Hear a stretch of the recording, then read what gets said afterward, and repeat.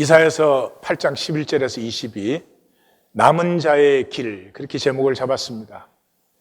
우리 교회는 개척하면서부터 A Church on the Way, 여기 사람 모아놓고 목사 불러놨다고 교회 됐다고 하는 것은 그냥 새빨간 거짓말인 것을 이제는 다 아시죠.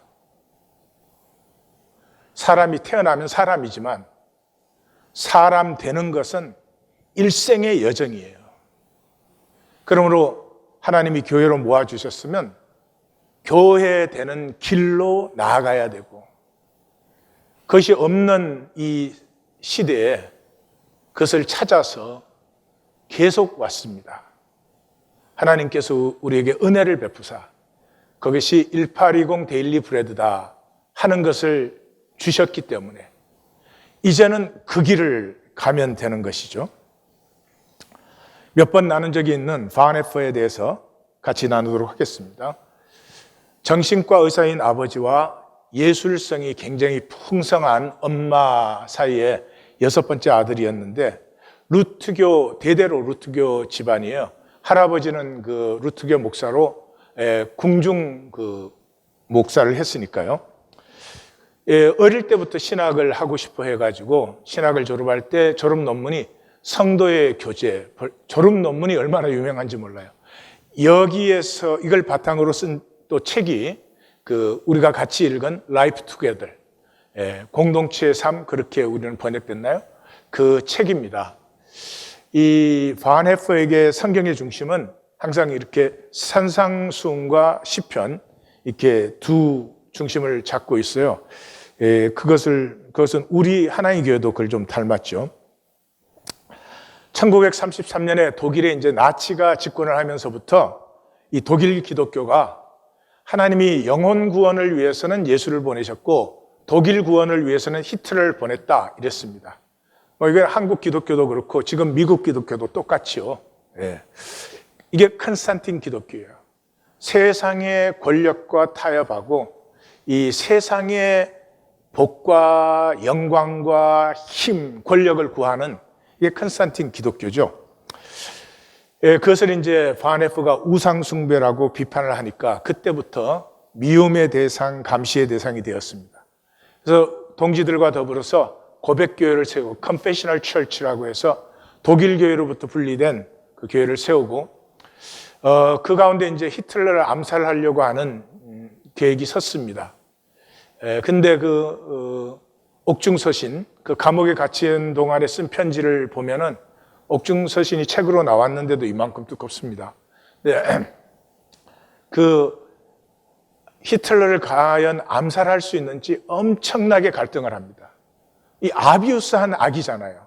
너무 많은 생명들을 죽일 뿐만 아니라 완전히 의미를 말살시키는 그런 사람인데도 하나님이 허락하지 않으셨으면 히틀러가 있을 수 없죠. 그러니 인간의 선악의 결정으로 약을 제거할 수 있는가 하는 것에 대해서 얼마나 깊이 갈등하는지 제 신학교 때 읽은 책인데 그때 너무너무 감동을 받아서 지금 생각하니까 다 이해도 못했어요. 지금 읽으면서 이제 이해가 좀 됩니다. 이러니까 이제 히틀러한테 죽게 생겼으니까 뉴욕 유니온 신학교에서 교수로 청빙했어요. 살리려고. 근데 와서 얼마 안 있다가 내 민족과 내 형제 자매들은 고난받고 있는데 나 혼자 여기 편안하게 있을 수 없다. 안전하게 있을 수 없다. 그래서 독일로 돌아갔습니다. 독일로 돌아가서 43년 1월에 결혼하고 4월에 체포됩니다. 참 바네퍼도 그렇지만 그 아내도 얼마나 안타깝습니까? 그리고 감옥에 잡혀 들어간 후에 2년 후에 교수형을 당합니다. 이 교수형을 당할 때 바네퍼가 한 말이 죽음은 끝이 아니라 영원의 시작이다.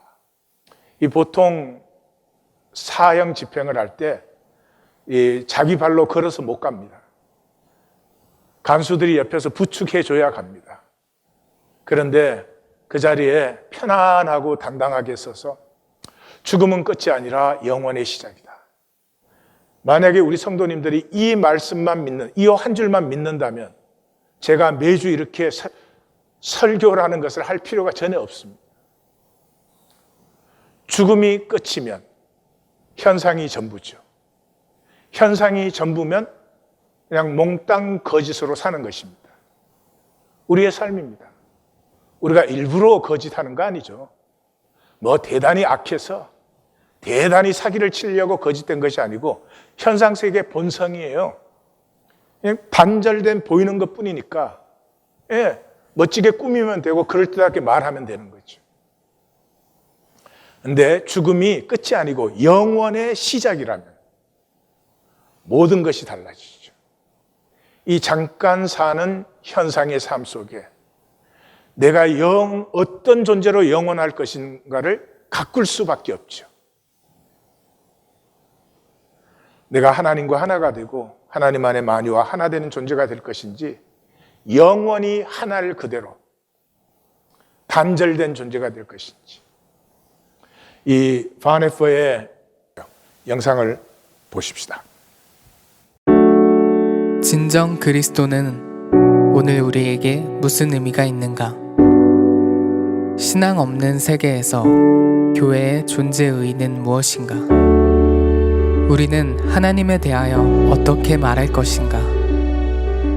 값싼 은혜는 회개를 요구하지 않고 용서를 전하는 것이며 교회의 훈련 없이 세례를 주고 신앙 고백 없이 성찬을 행하며 통회함이 없는데도 사죄를 선언하는 것이다. 한 사람이 신앙이 무엇인가를 배우는 때는 이 세상에서 철저히 살아가고 있을 때이다. 우리는 우리의 삶을 철저히 하나님의 품으로 내던져 이 세상에서 그의 고통에 함께 참여해야 한다. 교회는 이 세상의 사람들을 위하여 존재할 때 비로소 그 본연의 모습이 드러난다. 우리는 이 세상의 구석구석에 스며들도록 이 세상의 잔을 마셔야 한다. 예수를 따르는 유일한 길은 이 세상 속에서 사는 것이다. 그리스도는 인간을 선하게 할 뿐 아니라 또한 강하게도 하신다. 진정 그리스도는 오늘 우리에게 무슨 의미가 있는가?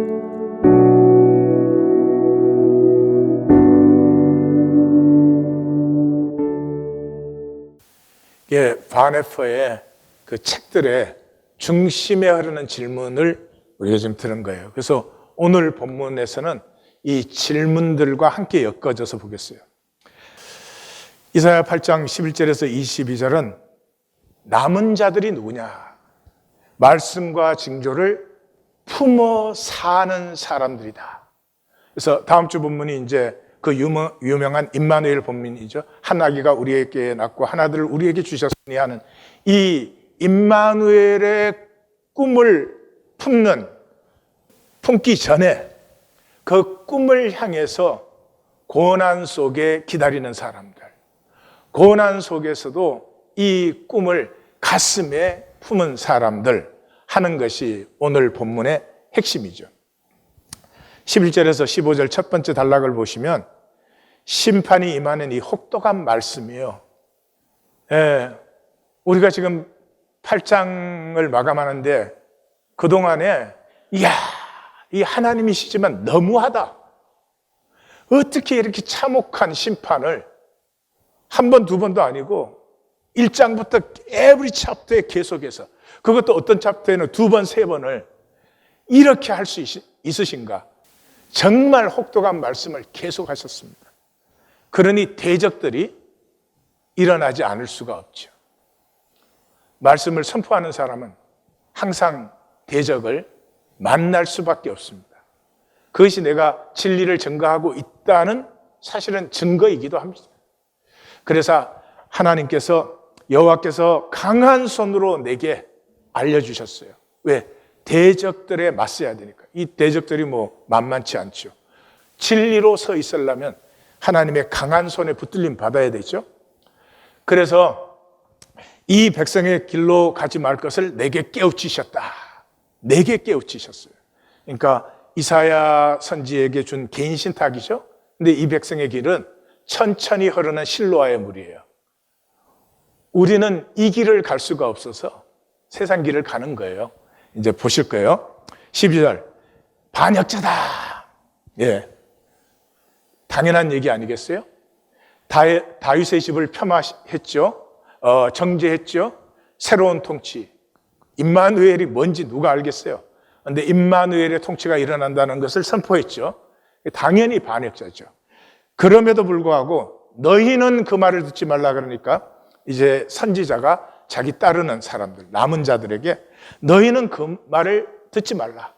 그들이 두려워하고 그들이 놀라는 것은 무엇이냐 그러면 상황이에요. 상황이에요. 현상의 사람에게는 상황이 전부잖아요. 본질과 연결되어 있지 않으면 상황이 전부잖아요.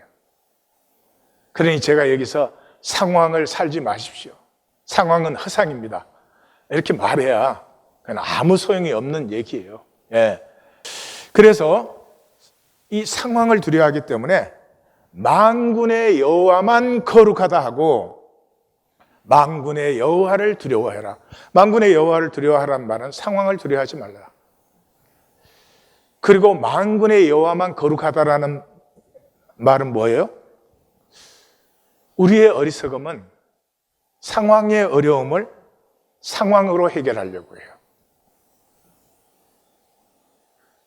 그래서 평생의 어려움을 반복해요. 그런데 반복되는 어려움은 점점 더 커져요. 이게 다음 주에 볼 텐데요. 악은 더욱더 악이 되기 때문에 상황을 상황으로 해결하려는 사람은 상황이 자꾸 커집니다. 네. 상황을 그러면 어떻게 해결해야 돼요? 본질적으로 해결이 돼야 돼요.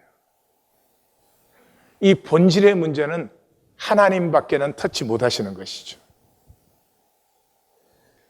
예, 본질적으로 해결된다는 말은 이런 말이에요. 제게 어려운 상황이 생겼어요. 제가 하나님 앞에 나아가서 하나님에게 묻습니다. 하나님, 이렇게 어렵습니다. 저는 왜 이런 일이 생겼는지 모릅니다. 그러면 이제 하나님이 응답이 오시죠. 어떤 응답이 오죠? 내 삶의 잘못된 부분들, 내 삶에 관계하는 방식에 거짓된 부분들, 내 삶의 잘못된 가치관들, 쫙 성령님께서 내가 감당할 수 있는 것을 전부 떠오르게 하십니다.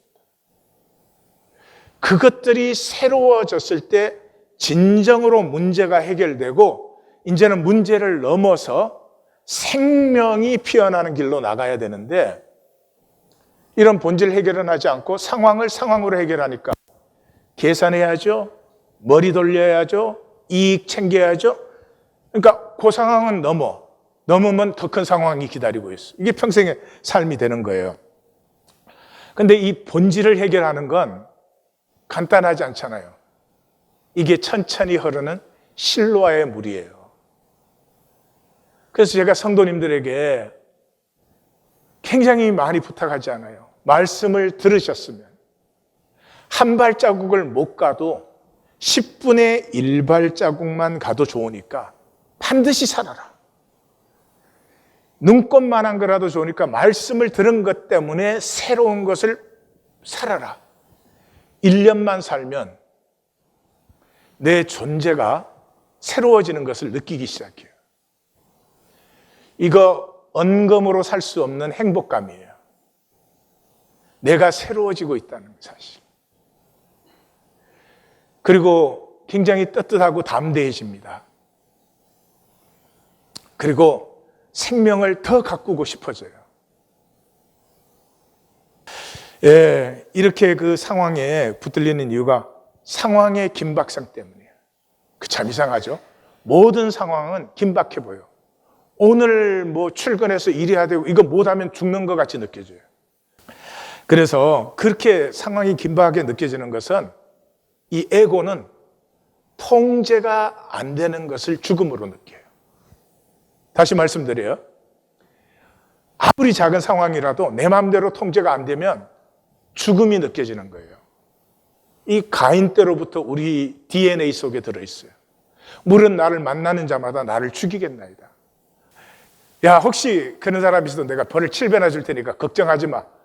그런데도 나가자마자 성쌌죠.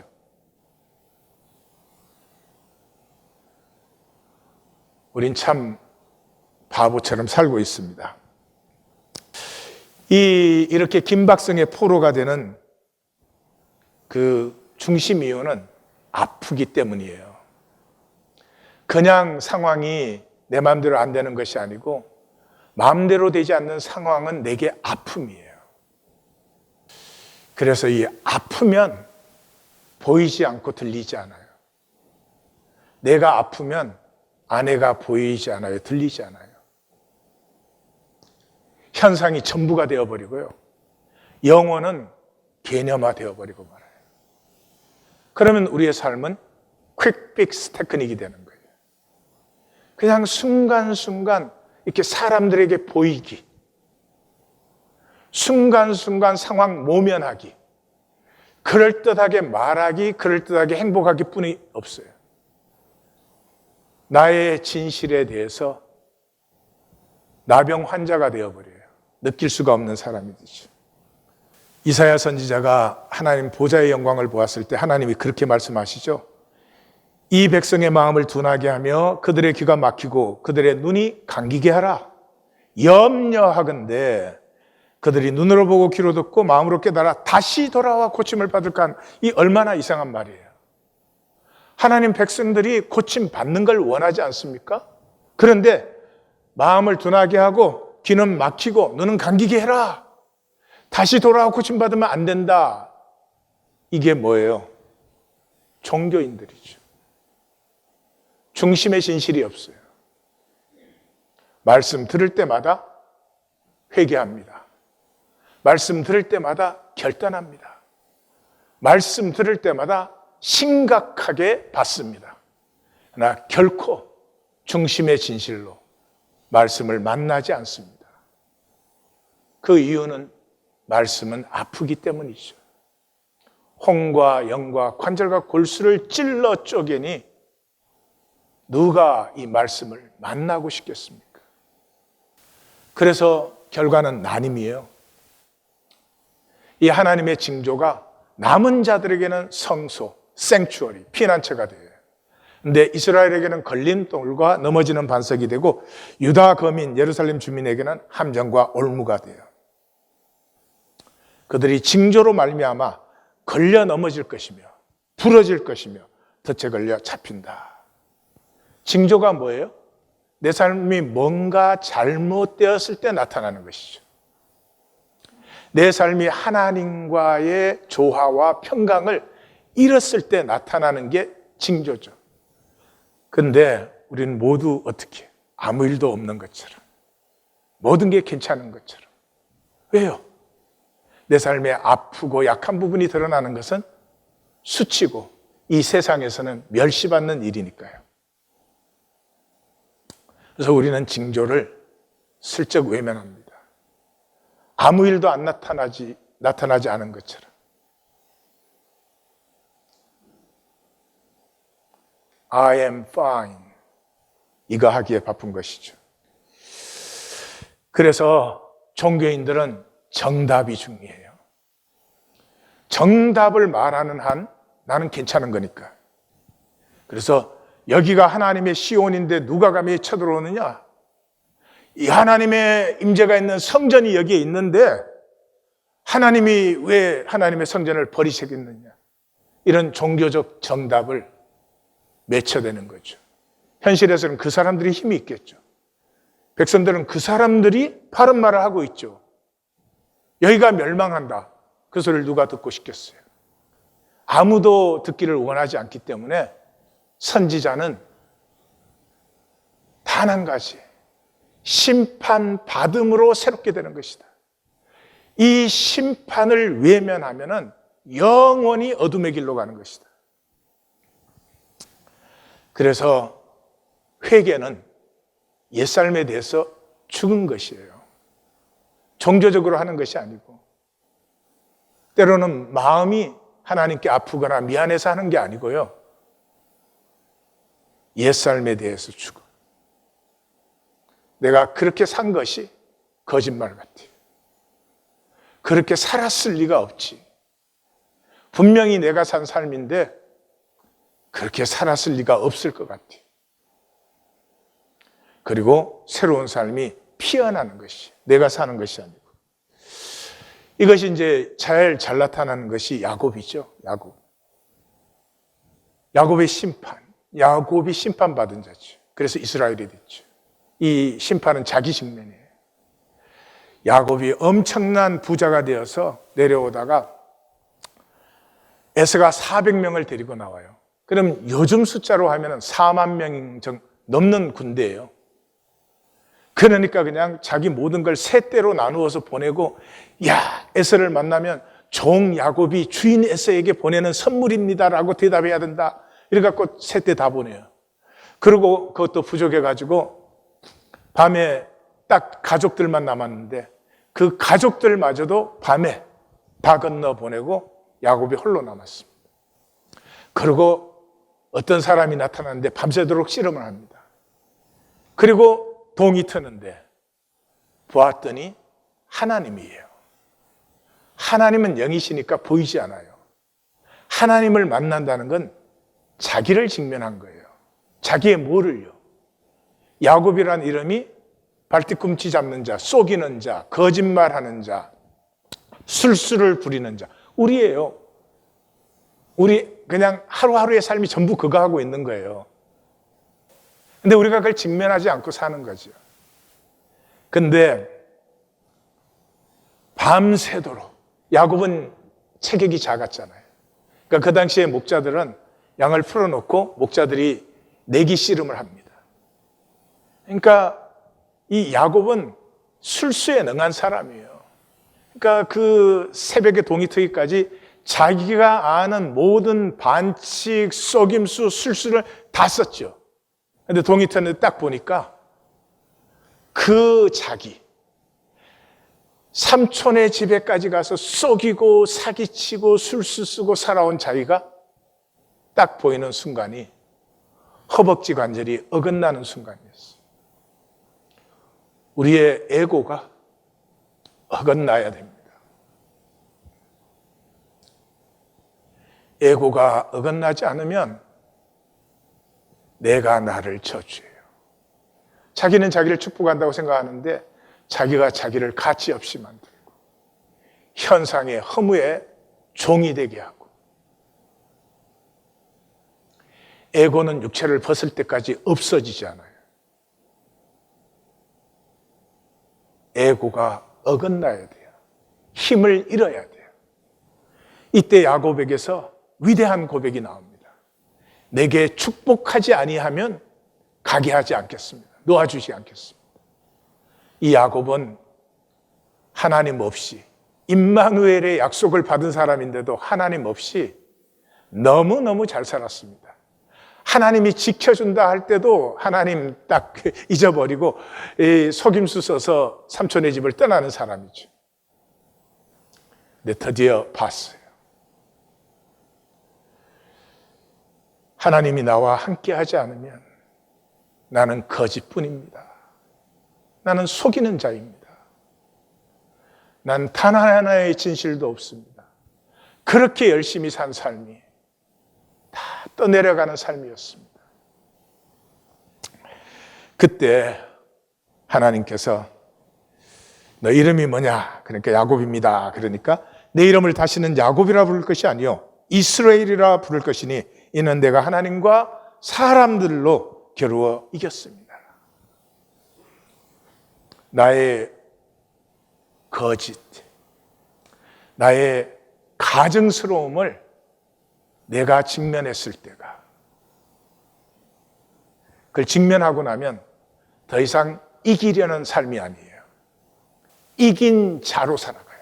하나님과 사람으로 겨루어 이긴 자가 되었어요. 이긴 자가 되면요, 적대성이 사라져버려요. 내가 이기려 하지 않으면 상대방도 나에게 이기려 하지 않아요. 예. 그래서 에서가 400명 데리고 왔잖아요, 군대를. 여러분, 동생 그냥 만나러 왔으면 몇 명 데리고 왔겠죠. 지금으로 따지면 4만 명이 넘는 군대를 데리고 온 거예요. 근데 야곱이 이긴 자가 되고 나니까 에서가 만나자마자 포옹하고 키스하면서 이 형님 겁니다. 그래. 아니야. 내 거 충분하다. 네 거 가져라. 적대성이 사라지는 거지. 값싼 은혜는 회개 없는 구원을 남발해요. 교회 다니면 구원 받았다고 해줘요. 이게 얼마나 슬픈 일이에요. 평생을 교회 다녀도 조금도 달라지지 않아요. 성화가 일어나지 않아요. 에너지 레벨이 높아지지 않으니 여전히 아무것도 아닌 상황을 가지고 티격태격 이게 그냥 삶이 힘들어지고 무거워지고 이렇게 살죠.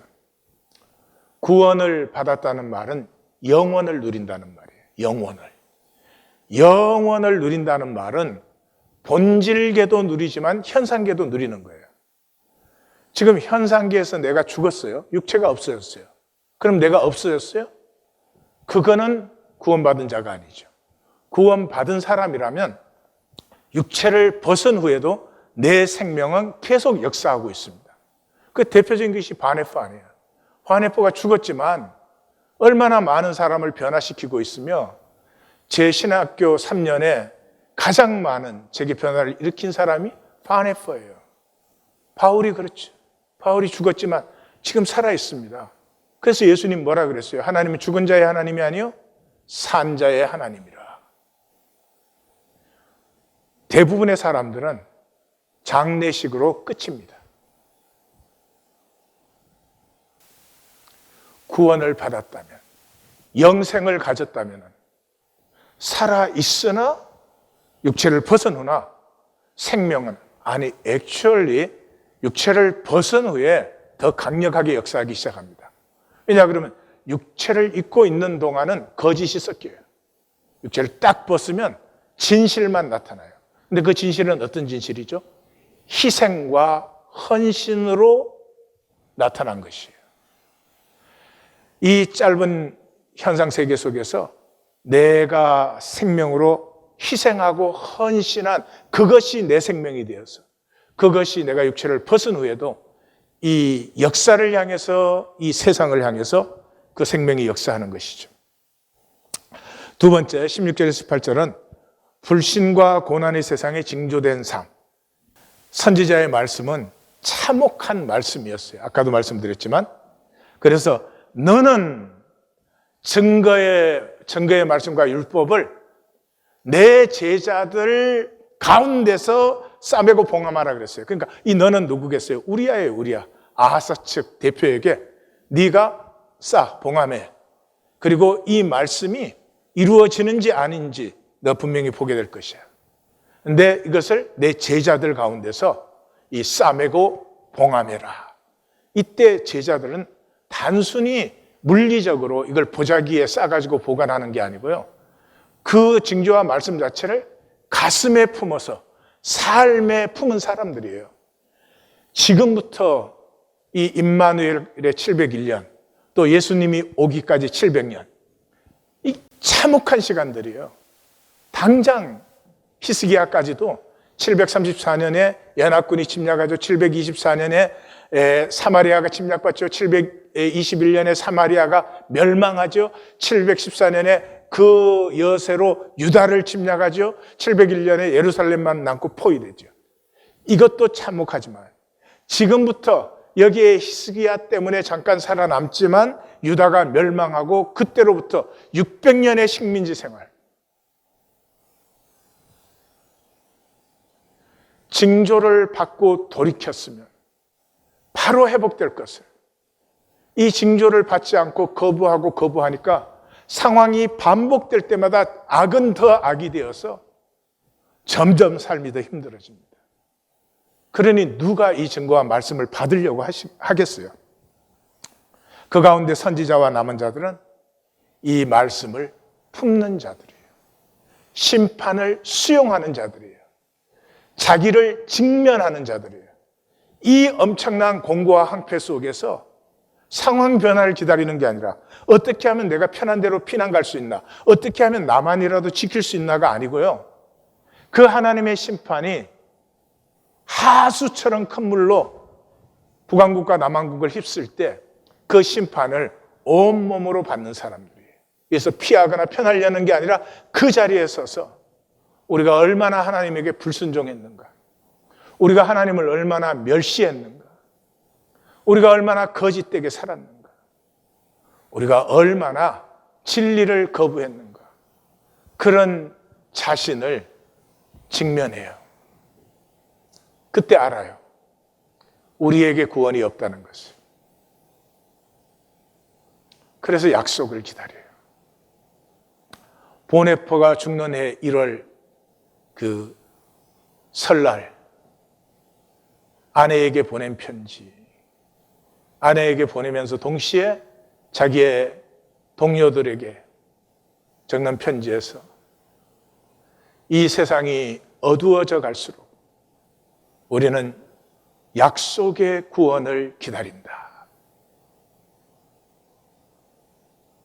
이것을 아십니까? 이 어렵고 힘든 세상 속에서 상황을 편하게 하려는 것이 아니라 이 상황 속에서도 여전히 다스리는 분은 하나님이시고, 잠시의 편한 낙을 구하는 것이 아니라 형제들과 함께 고난받기를 즐거워했다. 누가? 모세가. 약속을 기다리는 사람. 아름다운 말이에요. 불신의 세계에서 교회는 어떻게 존재하는 것인가? 주님을 따르는 삶은 주님을 따르는 것입니다. 예. 성경 지식, 기도, 묵상, 깨달음, 봉사, 섬김, 예배드렸다, 어쨌다, 종교 행위들. 다 귀한 것이죠. 언제?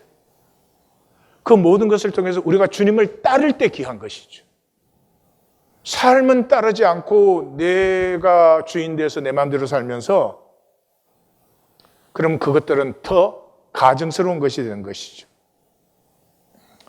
교회는 역사 위에 존재할 때 그 모습이 드러난다. 교회는요, 세상의 아픔을 품는 사람들이에요. 세상이 너무 아프잖아요. 아프지 않은 사람이 있어요. 돈 갖고 뒤집어 써서 안 아픈 척 하지만 그 사람들도 아픕니다. 왜냐 그러면 하나님의 형상으로 창조되었기 때문에 이 세상을 사는 것은 아플 수밖에 없습니다. 아프지 않다면 그건 영적 문둥병 환자지. 그 아파하는 세상이 너무 안타까웠어요. 하나님의 징조가 일어나는 그것을 온몸으로 받는 사람들이에요. 끝에 가서는 그 아픔을 온몸으로 받는 모습은 어떤 모습인지 좀 비슷한 모습을 보겠습니다.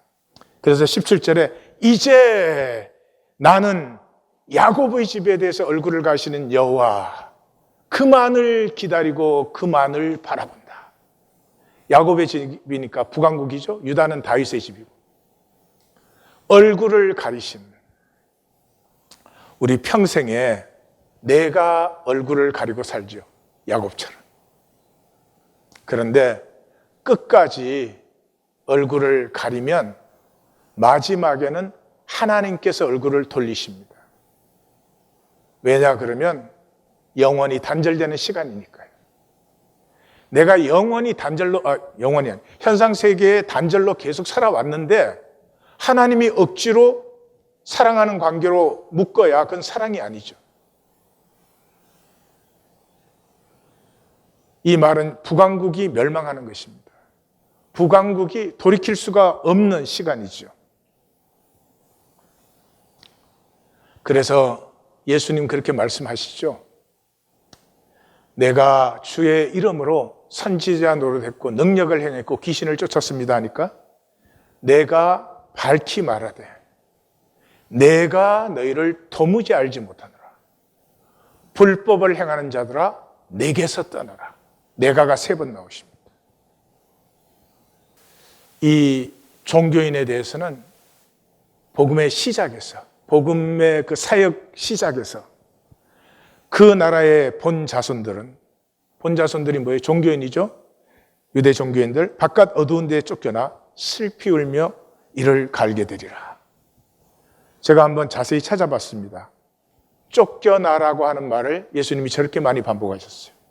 바깥 어두운 데라는 말도 저렇게 반복하셨어요.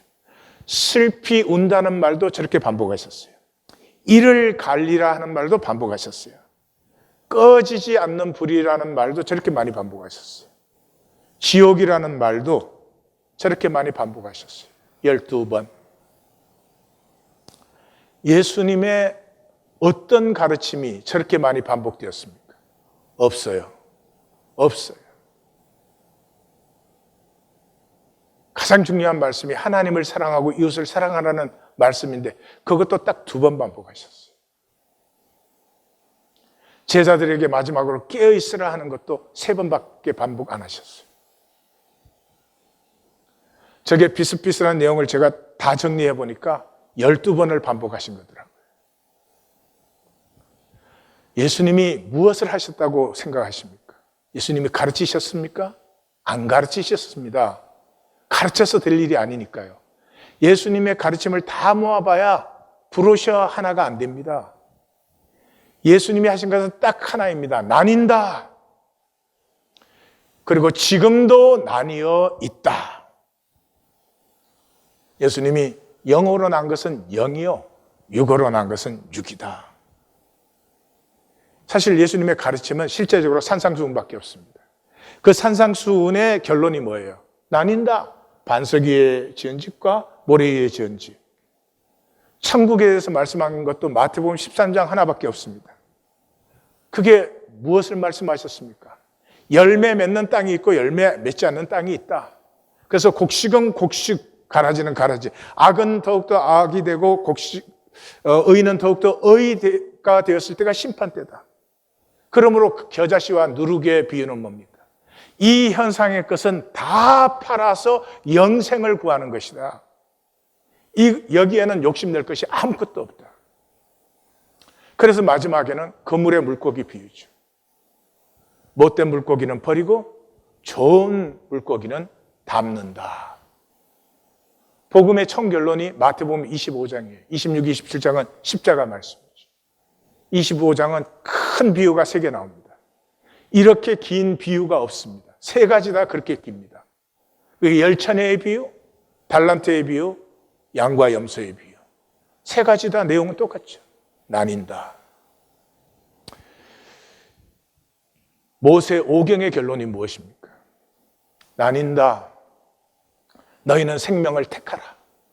볼지어다 내가 오늘 너희 앞에 생명과 사망, 복과 저주를 두었다. 너희는 생명을 택하라. 그 외에 우리에게 필요한 것이 있을까요? 하나님의 형상으로 태어나서 이 거짓 세상 속에 사는 우리가 그냥 하나님과 다시 하나 된 하나님의 자녀로 살면 돼요. 잘 살아라도 아니에요. 훌륭하게 살아라도 아니에요. 절대로 아니에요. 그냥 아버지와 내가 다시 하나 되면 되는 거예요. 나의 자유의지로. 그게 사랑이니까. 그것을 위해서 이것 외에 필요한 것 있습니까? 없습니다. 기독교는 종교가 되어서는 안 되는 것입니다. 그래서 총 결론이 어떻게 됩니까? 또 왼편에 있는 자들에게 이르되 저주를 받은 자들아 나를 떠나 마귀와 그 사자들을 위하여 예비된 영원한 불에 들어가라. 그들은 영벌에, 의인들은 영생에. 예수를 따른다는 말은 이 세상을 살되 증거가 되는 것입니다.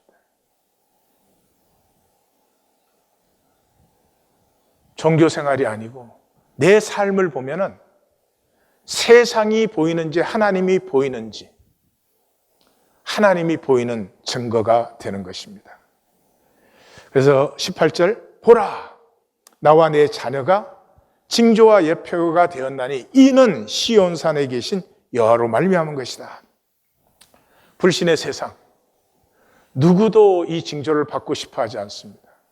너무 참혹한 말씀이고 아픈 말씀이고, 이 말씀을 받으면은 내 에고의 허벅지 관절이 어긋나야 됩니다. 다 피하고 싶은 말씀입니다. 저도 피하고 싶은 말씀입니다. 그 세상 속에 나와 내 가정과 삶이 증거가 되는 삶, 이것은 본질을 본 사람만이 할 수 있는 것이, 결단도 의지도 이렇게 할 수 없습니다. 나와 내 가정과 자녀와 존재와 삶 전체가 하나님의 것이 되는 것입니다. 이것은 본질을 본 사람에게서 피어나는 것입니다. 결코 종교로 되지 않습니다. 19절에서 22절에 이 증거와 증거의 말씀이 영원한 나눔의 분기점이 된다. 사람들이 무당 점집, 역술과 사술과 귀신집을 찾는데 자기 하나님께 물으라고 말해주어라. 산자를 위하여 어찌 죽은 자에게 묻겠느냐. 근데 왜, 이번 주에 보니까 그 한국 통계가 나왔는데, 한국의 그 점집 찾는 사람들의 38%가 교회를 다닌다고 그랬다고 해요.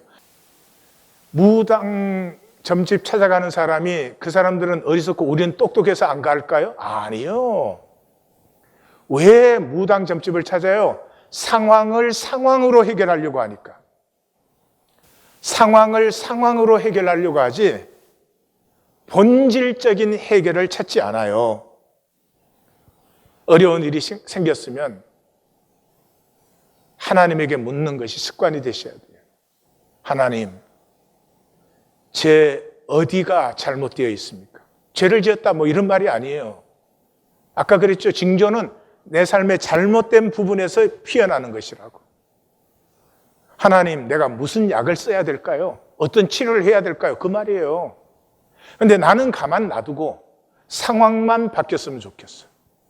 이게 무당과 점집을 찾는 이유예요. 우리는 마땅히 율법과 증거의 말씀을 따를지니, 성경과 선포된 말씀을 따를지니, 이 말씀에 맞지 아니하면 그들이 정녕 아침빛을 보지 못하고 영원한 어둠 속으로 들어간다는 말이에요. 헤매며 공고하며 굶주릴 것이라. 그때 저들이 격분하여서 왕을 저주하고 하나님을 저주하고. 이 상황이 심해지면요, 자기가 싫고 남도 싫어요. 남이 잘 되면 그건 더 싫어. 그게 뭐죠? 에고예요. 행복하면 에고가 사라져 버려요. 나도 좋고요, 너도 좋아요. 이때부터 삶은 열리고 피어나는 거예요. 그런데 이 말씀에 맞지 아니하면 환난과 흑암, 고통의 흑암, 심한 흑암 속으로 쫓겨 들어가리라. 아까 예수님의 사역 시작에서 바깥 어두운 데서 슬피 울며 이를 갈리라 그랬죠. 이 사역 가장 마지막 25장 마감에서 이 무익한 종을 바깥 어두운 데로 내어 쫓으라. 거기서 슬피 울며 이를 갈리라. 이 세상은 신앙의 삶을 배우는 것이에요. 신앙은 하나님을 의뢰해야 된다. 상황 아무리 고치고 뜯어 고쳐도 본질적으로 해결되지 않는 한 아픔과 저주는 계속된다 하는 것이죠. 그 하나님을 의뢰하는 삶을 배우는 것이에요. 그것은 단 하나의 길이에요. 하나님 품에 나를 내 던져야 돼요. 남이 뭐라고 하든지 난 내가 진정으로 걸어보고 싶은 내 생명의 길을 걷는 것, 그것이 신앙이에요. 근데 그게 어렵죠. 자크 엘루울이라고 하는 신학자가 아닌데 신학자보다 더 신학적인 사람이에요. 열일이 여린 몸과 삶으로 세상을 받아 모순과 갈등에 찢겨나가는 아픔 속에서도 선명해지는 진실로 새로워지는 십자가의 길을 걷는 사람들이 그리스도인이다. 굉장히 아픈 말이지만 너무 선명한 말이에요. 이 삶은요, 우리가 얼마나 여려요. 약합니다. 그런데도 세상의 아픔을 받으면 갈갈이 찢겨 나가는 삶이 돼요. 그렇지만 그 찢겨 나가는 삶 속에서 내 안에 하나님의 형상과 진실이 선명해져 나가요. 이것이 보석처럼 영롱해지는 것을 누리는 사람들이에요. 이것은 하나님 아버지를 믿지 않으면, 하나님 아버지를 믿지 않으면 결코 갈 수 없는 높은 길이에요. 우리 차원에서는 갈 수 없는 낮은 길이에요. 에고로는 갈 수가 없는 길이에요. The Unforgivable이라는 영화가 있습니다. 이 샌드라 블락이 주연을 했는데 참 연기를 잘했어요. 주인공 루스는 20년 옥살이를 하고 이제 가석방이 됩니다. 보안관을 죽인 죄로 감옥에 들어갔어요. 근데 그때 아버지는 죽었고 어머니가 동생을 낳다가 죽었어요. 그러니까 루스도 아직 어리죠. 이제 갓 티네이저가 됐는데 이 티네이저가 부모도 없이 동생을 5년간 길렀습니다. 그러니 이제 집이 뺏기게 생겼어요. 근데 여기 나가면 어디에서 살고 동생을 기르겠어요. 그래서 그 보안관이 집에서 이제 그 추방을 시키려고 옵니다. 보안관이 좋은 사람이에요. 그래서 야, 너 갈 데 없으면 우리 집에 와 있어도 된다라고 말을 해요.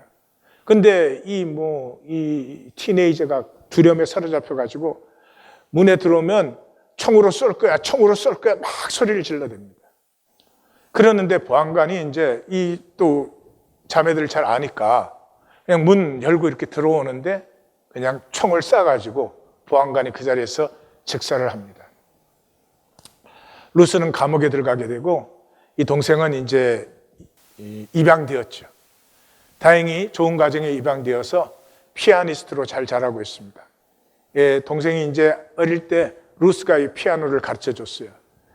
그래서 감옥에 있는 20년 동안 계속 동생에게 편지를 썼는데 이 양부모들이 이 아이에게 혹시라도 이 아이는 그때 트라우마 때문에 아무것도 기억을 못해요. 그래서 오히려 이 아이에게 충격이 될까 봐 그 편지를 다 숨겼습니다. 그리고 이 루스는 자기가 살던 그 옛집을 20년 만에 방문을 했더니 그 집은 존이라고 하는 그 변호사가 살고 있어요. 그래서 이제 루스의 이야기를 듣고 동생을 찾는 것을 도와주겠다고 이렇게 합니다. 그 사이에 이제 이 보안관 죽인 살인범이다. 이게 가는 데마다 붙어 있으니까 직장에서도 모든 관계에서도 좀 사랑할 수 있는 사람을 만났는데도 거기에서도 참혹한 그 배신을 받고 이렇게 되고 또 보안관의 두 아들은 이제 아버지를 복수하기 위해서 이 자기들이 당한 것을 맛보게 해주려고 이 동생을 이제 죽임으로 너도 한번 이 어떤 건지 맛봐라 이제 그렇게 해요. 드디어 이제 KD하고 그 KD가 입양되는데 KD 집에 이제 동생이 있죠. 이 동생이 KD와 루스를 만나게 해주려고 어레인지를 하려고 루스를 만나요. 근데 이 뒤따르던 스텝은 이 보안관의 아들은 그게 동생인 줄 알고 그 동생을 납치해요. 그래서 이제 그 동생하고 어레인지 중 그 장소를 향해서 가는데 이제 그 스테반이 네 동생 여기 납치했으니까 일로 와. 그래서 그 장소로 이제 가야 되게 됩니다. 근데 그 동생 만나러 가기 전에 변호사 존을 찾아가요. 영상을 보십시다.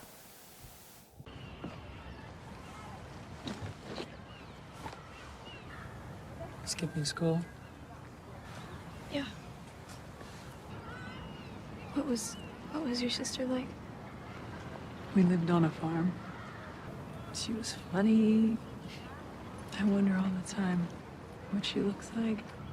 She plays the piano. Catherine doesn't know about you. I think I should go. KT의 동생은 Nobody knows 루스와 about you. KT가 만날 수 있도록 She's rehearsal 도와줍니다. at 4 p.m. 하지만 바로 그 순간 KT의 동생을 뒤쫓는 스티브. 스티브는 루스의 친동생이 그녀인 줄로 착각한 것이었죠. 같은 시각 동생 KT와의 만남을 앞두고 변호사 존을 급하게 찾는 루스. off my property. Get it? 하지만 존의 아내는 살인자인 루스의 말을 전혀 들으려 하지 않았고 I'll leave. Just tell me where he is. This is not our problem. All right? To prison for half of my life, so I think I've more than paid for it. You lost your opportunity. Lost it. You would do exactly the same Oh, thing. I was protecting her. You are not a bitch. She was only 5 years old. She was only 5 years old. 잠시 후 존의 아내는 루스로부터 충격적인 진실을 맞닥뜨리게 되는데 What happened? In this house, and I swear to God, they come in this house. I'm gonna use it. We are not leaving. We are not leaving. Try it, Corey. Try. 그렇습니다. 사실 20년 전 경찰을 쏜 사람은 루스가 아닌 그녀의 동생 케이티였고 루스는 어린 동생을 대신해 자신의 인생 전부를 희생해버린 것이었죠. 사실은 5살짜리가 쏜 것이에요. 근데 5살짜리가 한 살인. 만약에 이 아이가 이걸 평생을 품고 살아야 되면 어떻게 되겠어요?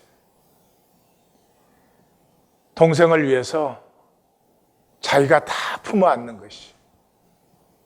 동생이 얼마나 아플지를, 그 평생이 얼마나 힘들어질지를 알기 때문에 자기가 품어요. 20년 감옥살이, 나와서 사회의 천대, 동생을 만나려고 하지만 만날 수가 없어요. 이 영화의 마지막 장면에서는 케이티와 루스가 이렇게 서로 보게 됩니다. 그 케이티는 기억이 없어졌는데 플래시백이, 교통사고가 나면서 플래시백이 살아나요. 그러니까 장면이 보이는데 무슨 장면인지 왠지도 몰라요. 근데 그게 얼굴들을 선명하게 기억해요. 그래서 루스가 언니를 딱 보는 순간에 알아봐요. 그 와서 포옹을 하는데 이게 언니로 알아본 건지, 누군가 자기에게 친절하게 해준 사람인지, 어려울 때 도와준 사람인지, 그걸 아는지 모르는지 모르게 영화가 끝나요. 그러니까 루스는 이 동생을 위해서 자기 삶 전체를 드렸어요. 그러나 아무런 보상을 받지 못해요. 그러나 본질 세계에서는 루스의 삶은 사랑이었습니다. 진정한 생명이었습니다. 그것이 그리스도인입니다. 그것이 이 세상의 징조로 살아가는 사람들이며 우리의 1820 데일리 브레드는 이것을 살자는 것입니다. 이제는 시간입니다. 진정으로 돌이켜서 정말로 내가 나에게 가치 있고 떳떳하고 하나님이 고맙고 하나님을 믿은 것이 자랑스럽고 하나님 때문에 나는 나 되었습니다 라고 고백할 수 있는 삶으로, 시간으로 우리 모두 함께 들어가십시다. 기도하십시다.